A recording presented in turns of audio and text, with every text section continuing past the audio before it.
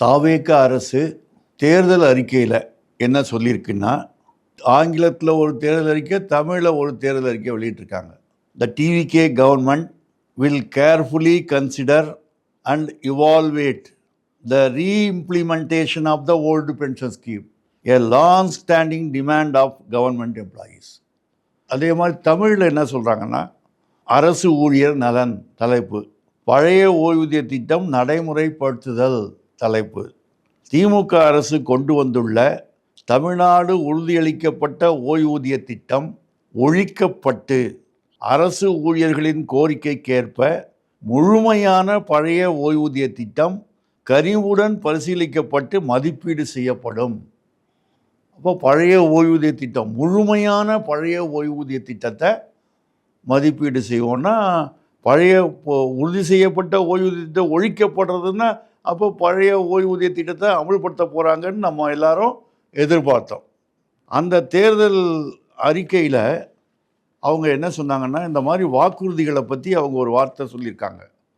இந்த மாதிரி நாங்கள் வாக்குறுதி கொடுக்கறத பற்றி, நாம் பதவியில் இருந்து கற்றுக்கொள்ள வரவில்லை, மாறாக ஏற்கனவே எழுதப்பட்ட, செலவு கணக்கிடப்பட்ட மற்றும் தயாராக உள்ள ஒரு திட்டத்தை செயல்படுத்தவே வருகிறோம். நமது இந்த தேர்தல் அறிக்கை தான் அந்த திட்டம்.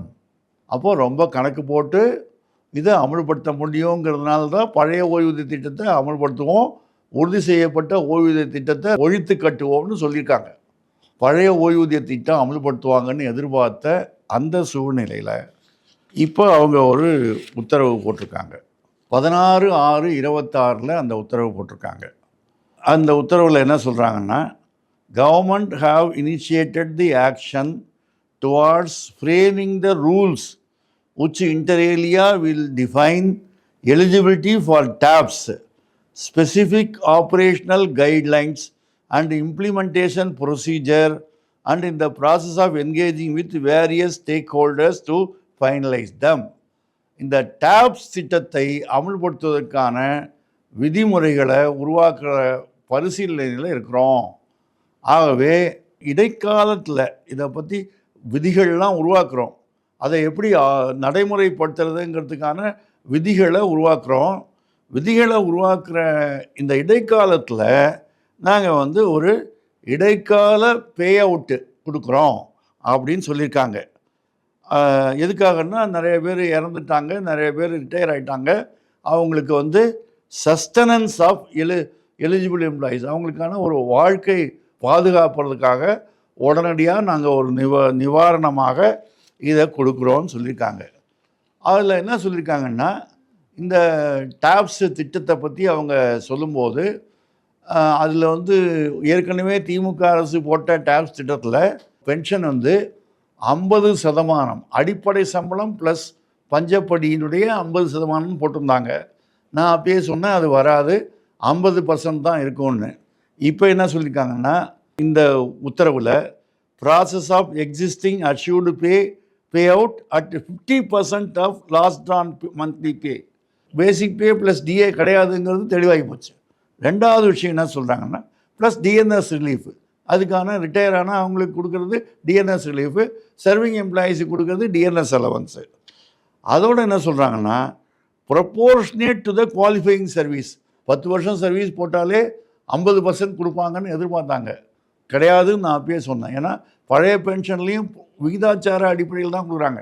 30 வருஷம் சர்வீஸ் போட்டால் முழு பென்ஷன், 20 வருஷம் சர்வீஸ் போட்டால் அதில் அந்த 50%ல் 33% தான் பென்ஷன் கிடைக்கும்.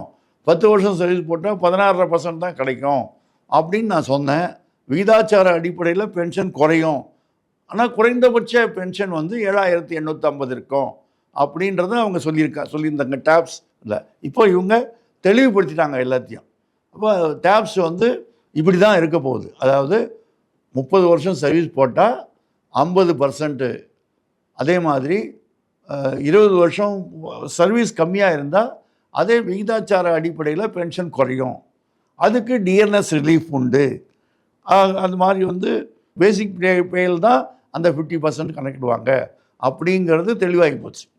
ஸோ இந்த விஷயத்தில் இப்போ இதை தெளிவுபடுத்திட்டு அவங்க என்ன சொல்கிறாங்கன்னா, இடைக்கால நிவாரணமாக நாங்கள் வந்து அந்த taps rules till the TAPS rules and procedures are notified and operationalized அதை அறிவித்து நடைமுறைப்படுத்துகிற வரைக்கும் இடைப்பட்ட காலத்தில் நாங்கள் வந்து ஒரு இன்டரிம் பேமெண்ட் கொடுக்குறோம் அப்படின்னு சொல்லியிருக்காங்க. யார் யாருக்கு கொடுப்பாங்கன்னு சொல்லியிருக்காங்க. 1/1/26 சர்வீஸில் இருக்கணும். 1/4/2003 அப்புறம் சிபிஎஸ்ல அவங்க இருக்கணும். அப்புறம் 60 வயசாகி ரிட்டையர் ஆகிட்டாங்க. 1/1/26 சர்வீஸில் இருக்காங்க. அதுக்கப்புறம் 60 வயசாகி ரிட்டையர் ஆகிட்டாங்கன்னு வச்சுங்க. சூப்பர் ஆனுவேஷன். 60 வயசாகி ரிட்டையர் ஆகிறதுக்கு பேர் சூப்பர் ஆனுவேஷன். அப்படி ரிட்டையர் ஆகுறாங்கன்னு வச்சுங்க. அவங்களுக்கு இந்த டேப்ஸ் ரூல்ஸ் வர்றதுக்குள்ளற இடைக்காலமாக அதே மாதிரி இறந்து போகிறவங்க 1/1/26 சர்வீஸில் இருக்காங்க. அப்புறம் அன்னைக்கும் அதுக்கு பிறகோ இறந்து போகிறவங்க அவங்க டேப்ஸுக்கு ஆப்ஷன் கொடுத்தாங்கன்னா அவங்களுக்கு நாங்கள் வந்து அதே மாதிரி டேப்ஸ் சூப்பர் ஆனுவேட் ஆகி ரிட்டையர் ஆகி இறந்து போகிறவங்க அவங்க குடும்பத்துக்கு என்ன கொடுப்போம் அப்படிங்கிற 3 விஷயத்த சொல்லியிருக்காங்க. இதில் வந்து யார் யாருக்கு இந்த உத்தரவு வராது அது என்னென்னு நான் சொல்கிறேன். இப்போ உதாரணமாக 1/1/26 அதுக்கு பிறகோ ஓய்வு பெறுற ஒரு சிபிஎஸ் எம்ப்ளாயிக்கு அவருக்கு வந்து மந்த்லி இன்டரிம் பே அவுட் எவ்வளோன்னா 10 வருஷம் சர்வீஸ் பிடிச்சிருக்கணும். அவருடைய கடைசி மாத சம்பளத்தில் 30% கொடுப்பாங்க. கடைசி மாத சம்பளத்தில் 30%. அந்த 30% 10,000 ரூபாய்க்கு கம்மியாக இருந்தால் 10,000 ரூபா கொடுப்பாங்க. உச்சவரிஸ் ஹையர் 30. இப்போது ஒருத்தருடைய மந்த்லி பென்ஷன் பே வந்து 58,600ன்னு வச்சுக்கோங்க. அவருடைய 30% 17,580. அல்ல அது 10,000 பெருசாக 17,580 பெருசானா 17,580 பெருசு அதுதான் கொடுப்பாங்க. ஸோ அந்த 17,580 அவருக்கு கிடைக்கும். அந்த சூப்பர் ஆனுவேட் ஆனவருக்கு ஆகி இருக்கிறவருக்கு அவர் டேப்ஸுக்கு ஆப்ஷன் கொடுக்கணும். இன்னொருத்தர் வந்து சூப்பர் ஆனுவேட் ஆகிட்டார், அவர் இறந்துட்டார் அப்படின்னா அவருடைய ஃபேமிலிக்கு தானே பென்ஷன். ஃபேமிலிக்கு என்ன பண்ணுவாங்க, அவர் வந்து அந்த ஃபேமிலி வந்து இதுக்கு ஆப்ஷன் கொடுக்கணும், டேப்ஸுக்கு ஆப்ஷன் கொடுக்கணும். ஆப்ஷன் கொடுத்தா அவங்களுக்கு அவருக்கு எவ்வளவு 30% எவ்வளோ வருதோ அந்த 30%ல் 60% அவங்களுக்கு கொடுப்பாங்க. அதுக்கு டிஏ உண்டு. அதே இப்போ உதாரணமாக அவங்களுக்கு 17,580 கணக்கு போட்டோம் இல்லையா, அதில் 60% 10,548 கிடைக்கும். அவருக்கு வந்து அதுக்கு டிஏ 60% உண்டு. அதே மாதிரி 1/1/26 சர்வீஸில் இருக்கார். 1/1/26 அதுக்கு பிறகோ இறந்து போயிட்டாருன்னு சர்வீஸில் இருந்து இறந்து போயிட்டாருன்னா அவருக்கு ரிட்டையர் ஆனால் என்ன கிடைக்குமோ அதே மாதிரி அவர் வந்து அவருடைய ஃபேமிலி மெம்பருக்கு 30% of interim monthly pay out. Interim monthly pay out 30% of last pay drawn. கடைசி மாத சம்பளத்தில் 30% கிடைக்கும். இப்போ உதாரணமாக 58,060னா 17,588 30% கிடைக்கும். அப்போ அந்த அதில் 10,000 உச்சவரி ஸ்லெஸ் ஹையர். அதுக்கு டிஏ வந்து 60% கிடைக்கும். இது மாதிரி அவங்க இறந்த அல்லது ரிட்டையரான 60 நாளைக்குள்ளர நிர்வாகத்துக்கு உங்களுடைய தலைமை நிர்வாகத்துக்கு நீங்கள் ஃபார்மில் ஃபில்லப் பண்ணி கொடுக்கணும். கொடுத்தா அவங்க இன்டரிம் பே அவுட்டு கொடுப்பாங்க. அது வந்து அதுக்கு வந்து நிர்வாகமே நீங்கள் எந்த டிபார்ட்மெண்ட்லேருந்து ரிட்டையர் ஆனீங்களோ அந்த நிர்வாகமே என்ன பண்ணணுன்னா அந்த ஃபார்ம் எல்லாம் உங்களுக்கு கொடுத்து உங்களை ஃபில்லப் பண்ணி அவங்ககிட்டேருந்து வாங்கி அந்த ஆர்டரை போட்டு ட்ரெஷரிக்கு அனுப்பணும். ட்ரெஷரி மூலமாக அவங்களுக்கு பேமெண்ட் ஆகும். இப்போ இந்த இன்டரிம் பே அவுட்டை நீங்கள் வந்து எனக்கு வேணாம், எனக்கு சிபிஎஸ்ஏ போதும் அப்படின்னு சொன்னீங்கன்னா உங்களுடைய பணம் முழுக்க திருப்பி உங்கள் கணக்கில் இருக்கிற உங்கள் பேசிக் உங்கள் கான்ட்ரிபியூஷன், கவர்மெண்ட் கான்ட்ரிபியூஷன், அதுக்கு இன்ட்ரெஸ்ட்டு எல்லாம் போட்டு எவ்வளோ தொகை இப்போ வருதோ அந்த தொகையை உங்களுக்கு முழுசாக கொடுத்துருவாங்க. இன்டரிம் பே அவுட்டுக்கு ஆப்ஷன் கொடுத்தீங்கன்னா அவங்க என்ன பண்ணுவாங்கன்னா அதுக்கப்புறம் நீங்கள் ரூல்ஸ் எல்லாம் உருவாக்கிட்டாங்கன்னு வச்சுங்க. ரூல்ஸ் எல்லாம் உருவாக்குனதுக்கப்புறம் திரும்பியும் உங்களை ஆப்ஷன் கேட்பாங்க. நீங்கள் இன்டரிம் பே அவுட்டில் வாங்கினீங்க, இப்போ வந்து டாப்ஸில் பே அவுட் வாங்கிக்கிறீங்களா அப்படின்னு கேட்பாங்க.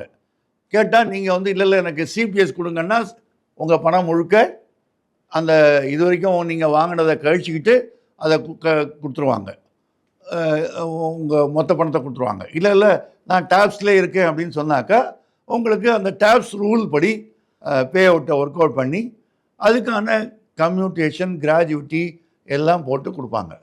இப்போ இம்மீடியட்டாக உங்களுக்கு இன்டரிம் பே அவுட் தான் கிடைக்கும், டிஏ கிடைக்கும், கம்யூட்டேஷன் கிடைக்காது, கிராஜுவிட்டி கிடைக்காது. இதுதான் இந்த இன்டரிம் பே அவுட்டில் இருக்கக்கூடிய ஒரு விஷயம். இப்போ வந்து யாருக்கு என்ன கிடைக்கும் அப்படிங்கிறத நான் சொல்கிறேன். ஒரு பேரை மாற்றி சொல்கிறேன். அவங்க வந்து சுமதின்னு ஒரு பிஜி அசிஸ்டண்ட்டு. அவங்க வந்து 31/5/26 ரிட்டையர் ஆகியிருக்காங்க. அவங்களுடைய பேசிக் பே 64,600 ரூபா, டிஏ 60%, 38,760 ரூபா. மொத்தம் அவங்களுடைய சம்பளம் 1,03,360 ரூபா. சர்வீஸு 15 வருஷம் 8 மாதம் போட்டிருக்காங்க. அது எப்படி எடுக்கணும்னா அந்த 2 மாதத்தை தள்ளி 6 மாதம் தான் எடுக்கணும். 15.5 15.5 மாதம் 15.5 மாதம் சம்பளம்னு அதை எடுத்துக்கணும். அவங்களுடைய டேப்ஸ்லன்னா அவங்களுக்கு எவ்வளோ கிடைக்கும் அப்படின்னு பார்த்தீங்கன்னா 64,600 அவங்க சம்பளம். அதை 2ஆல் வகுக்கணும். அதை 15.5 கீழே 30 வருஷத்துக்கு ஃபுல் பென்ஷன் இல்லையா, அதனால் 30 வருஷத்துக்கு ஃபுல் பென்ஷன், அதாவது 50%. 15.5 வருஷத்துக்கு எவ்வளோன்னு நம்ம கணக்கு போடுறோம்.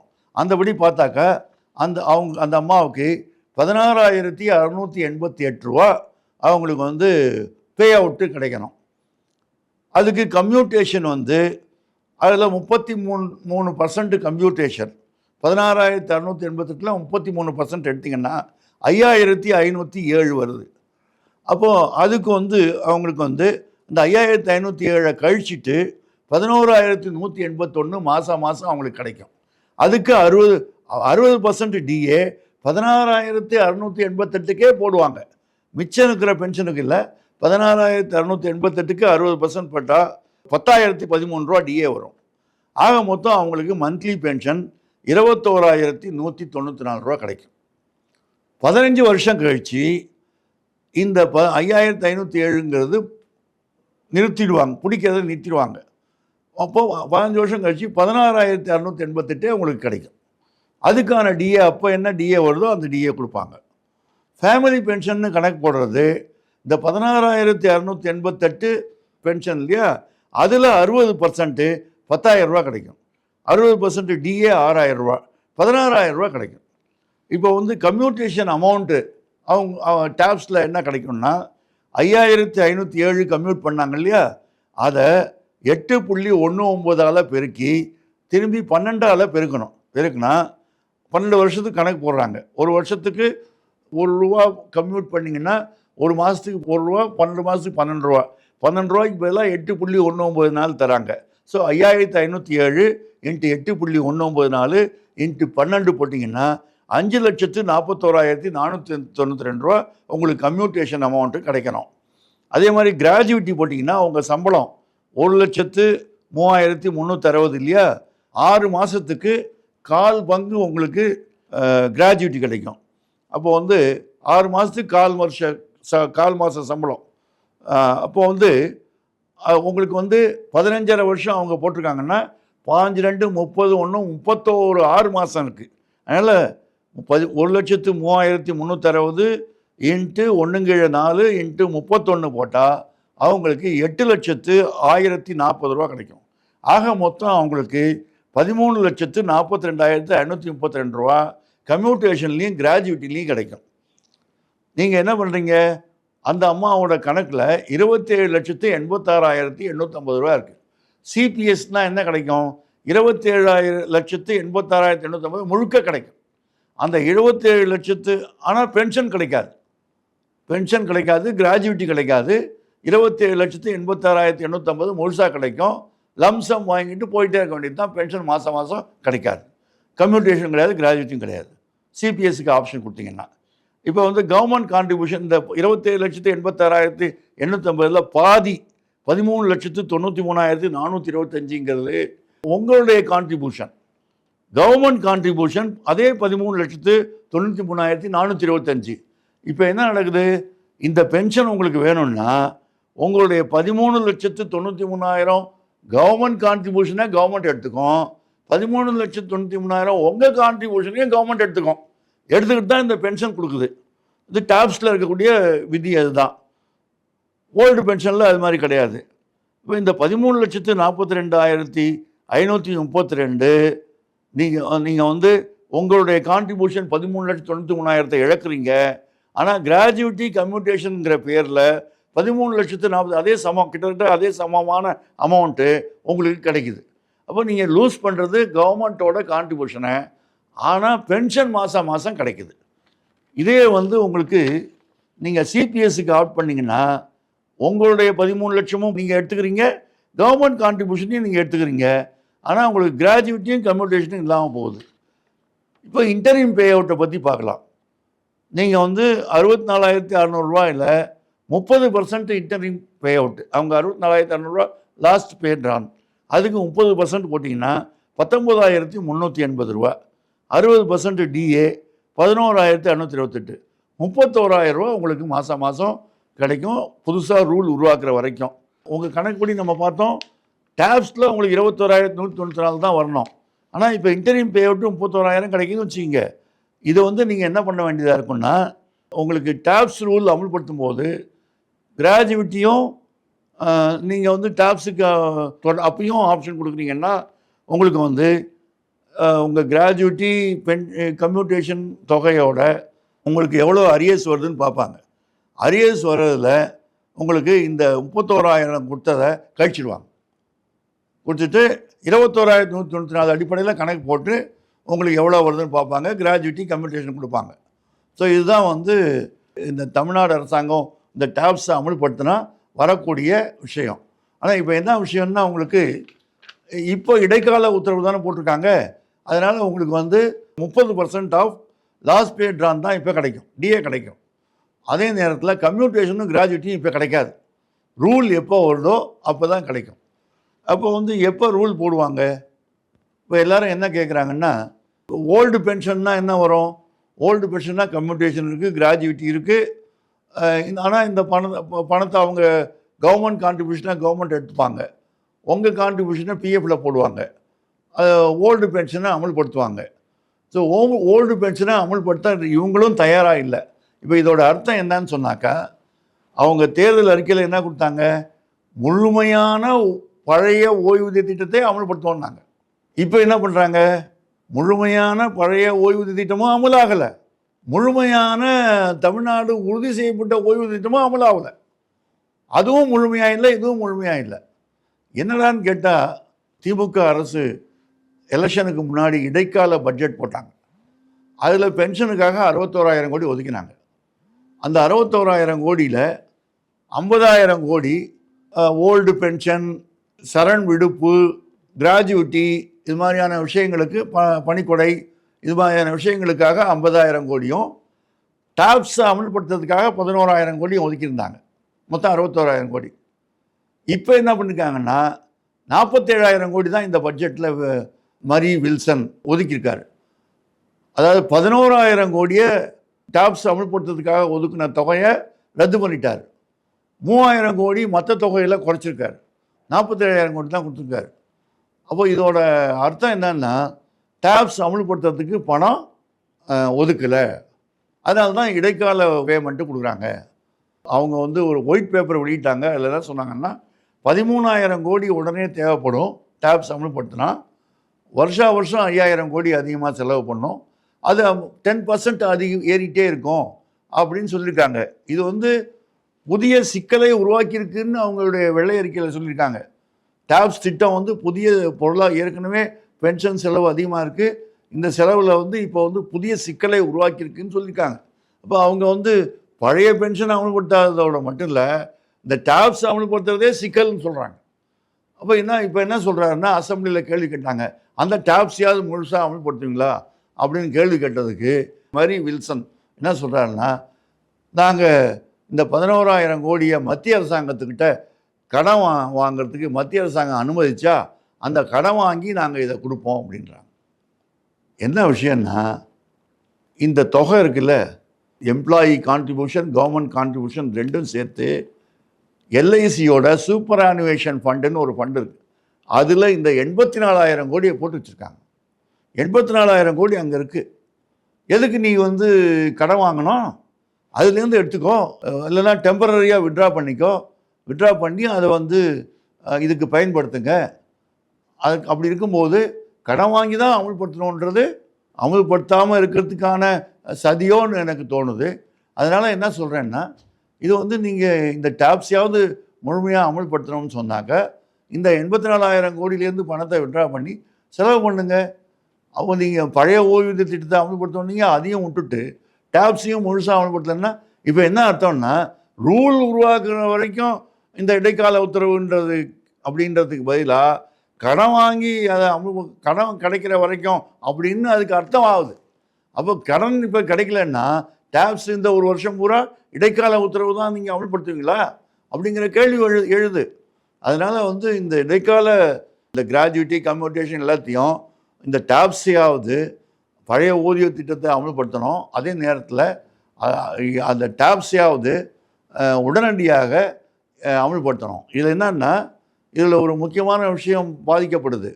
1/1/26க்கு முன்னால் 45,000 பேர் ரிட்டையர் ஆகி போயிட்டாங்க.